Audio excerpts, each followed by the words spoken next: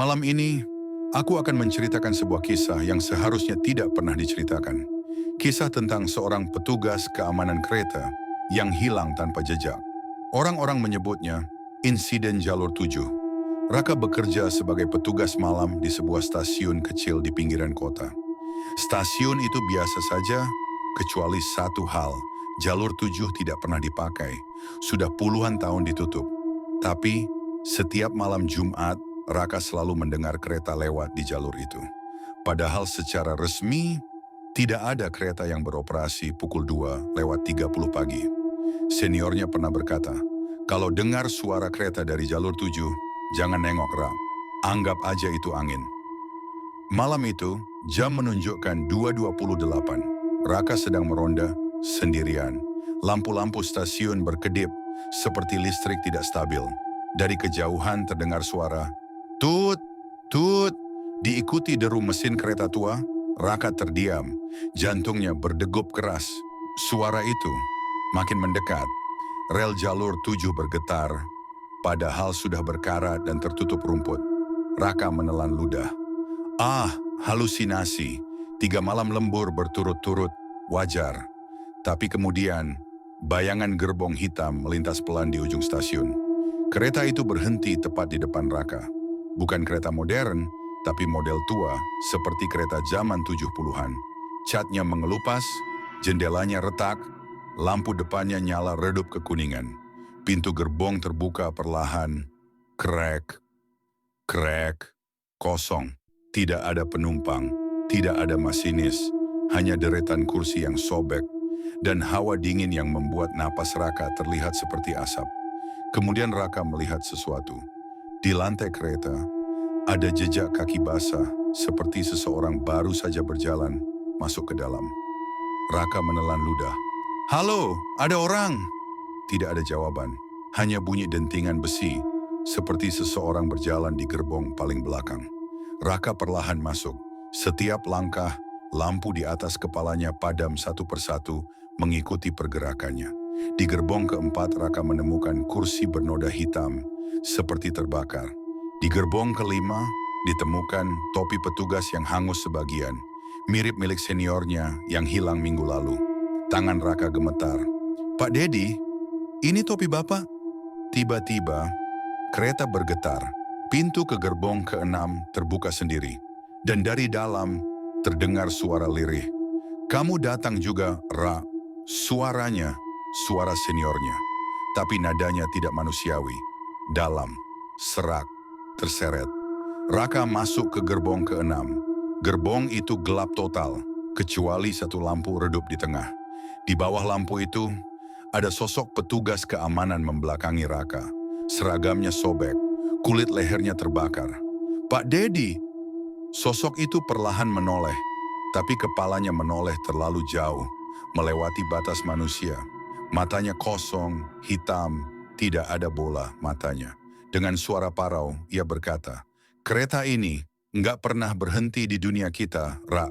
Tiba-tiba, seluruh pintu gerbong menutup keras. Brak! Kereta mulai berjalan sendiri, meninggalkan stasiun tanpa masinis. Besok paginya stasiun menjadi heboh. Raka tidak ditemukan. Satu-satunya petunjuk hanyalah rekaman CCTV yang rusak sebagian. Gambarnya hitam putih, bernoise, tetapi cukup jelas menunjukkan Raka berjalan ke arah jalur 7. Tapi yang membuat semua orang merinding adalah bagian terakhir rekaman itu. Saat kereta hitam muncul, CCTV bergetar, kemudian terlihat Raka masuk ke dalam. Dan beberapa detik setelah pintu menutup, ada tangan pucat dari jendela gerbong terakhir mencakar kaca dari dalam, seperti meminta tolong. Setelah itu kereta menghilang begitu saja, tidak ada rel yang berubah, tidak ada tanda-tanda kereta pernah lewat. Sampai hari ini, jalur 7 masih ditutup, tapi warga sekitar bilang, kadang-kadang, tepat pukul 2:30, mereka mendengar suara kereta tua melintas. Minggu pertama setelah hilangnya Raka, stasiun mulai berubah. Bukan hanya jalur 7 yang terasa aneh, seluruh area stasiun menjadi lebih dingin dari biasanya. Lampu sering berkedip tanpa alasan, dan beberapa petugas mengaku mendengar langkah kaki di koridor yang kosong. Pak Anton, kepala keamanan, mulai curiga bahwa hilangnya Raka dan seniornya bukan kecelakaan biasa. Suatu malam ia memeriksa ruang CCTV seorang diri, mencoba melihat rekaman lama yang sempat rusak. Saat ia memperlambat rekaman pada jam 2.30, ia melihat sesuatu yang sebelumnya tidak pernah diperhatikan. Di belakang Raka, tepat sebelum ia masuk ke gerbong ke-6, ada bayangan tinggi, kurus, tidak berbentuk jelas, seakan sedang mengikuti dari jarak 6 meter, namun tidak menyentuh tanah. Pak Anton langsung merinding. Ia menekan pos. Bayangan itu tidak punya kepala. Detik berikutnya, monitor tiba-tiba berkedip. Gambar berubah menjadi hitam, lalu muncul tulisan seperti pesan error. Tapi huruf-hurufnya bukan kode komputer, melainkan 3 kata, gerbong ke-6 menunggu. Lampu ruang CCTV mati. Pak Anton berdiri perlahan, sadar ada napas dingin di belakang telinganya. Ia menengok. Kosong, tapi kursi yang tadi ia duduki berputar sendiri menghadap ke arah pintu keluar. Kejadian baru di peron. 3 hari setelah itu, seorang penjaga baru melapor. Pak, saya lihat kereta hitam itu, tapi cuma sebagian. Maksudnya, gerbong pertama lewat, tapi sisanya nggak ada. Kayak keretanya cuma setengah.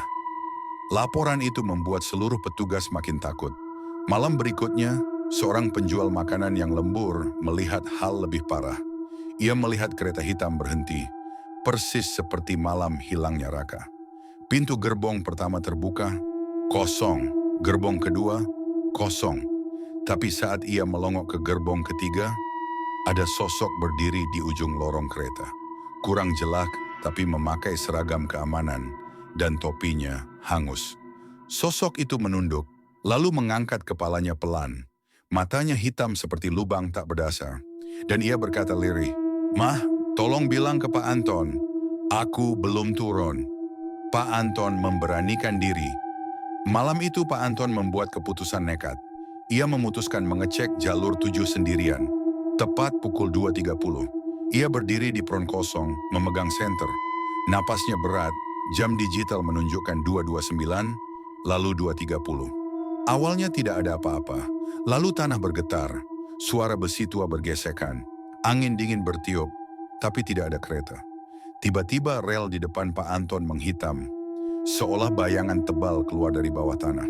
Dari kegelapan itu, muncul siluet gerbong kereta, bukan muncul dengan normal, melainkan perlahan menggambar diri sendiri, seperti foto Polaroid yang sedang muncul.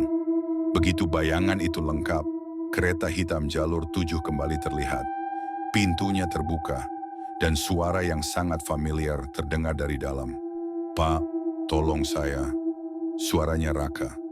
Tapi ada yang aneh, suaranya tidak datang dari satu arah, melainkan dari setiap gerbong. Seperti sedang diputar ulang, eko yang pecah-pecah. Pertemuan dengan Raka. Pak Anton naik ke dalam kereta dengan tubuh gemetar. Gerbong pertama, kosong. Gerbong kedua, berdebu. Gerbong ketiga, ada jejak kaki basah. Saat memasuki gerbong keempat, pintu di belakangnya menutup sendiri. Brak, lampu padam. Hanya satu lampu redup di depan, kira-kira 15 langkah jauhnya. Di bawah lampu itu, ada seseorang duduk membelakanginya. Seragam petugas, tubuhnya gemetar pelan. Raka, sosok itu mengangguk perlahan. Pak Anton mendekat, tapi langkahnya ragu. Ayo pulang nak, semua orang nyari kamu." Sosok itu akhirnya berdiri, tapi cara berdirinya bukan seperti manusia. Gerakannya patah-patah, seperti boneka yang tali penopangnya putus. Ia berbalik, wajahnya pucat, matanya kosong, dan di sudut bibirnya ada bekas hitam seperti jelaga kereta. Namun ia tersenyum kecil, tidak natural. "Pak Anton, kereta ini nggak berhenti." Tiba-tiba seluruh gerbong berguncang keras, lampu-lampu pecah, dan di belakang Raka muncul bayangan tinggi tanpa kepala. Bayangan itu meraih bahu Raka dan menariknya ke belakang dengan kecepatan tidak masuk akal. Dalam sekejap, Raka menghilang dalam kegelapan gerbong ke-6 sambil berteriak, "Pak, "Jangan masuk gerbong itu, dia nunggu." Suaranya terputus. Gerbong keenam mengeluarkan suara rendah, seperti geraman panjang logam bergesekan, dan pintunya perlahan membuka sedikit, seakan mengundang. Akhir bagian ini, Pak Anton mundur dengan napas memburu. Kereta mulai bergerak sendiri, tanpa suara mesin, tanpa roda benar-benar menyentuh rel.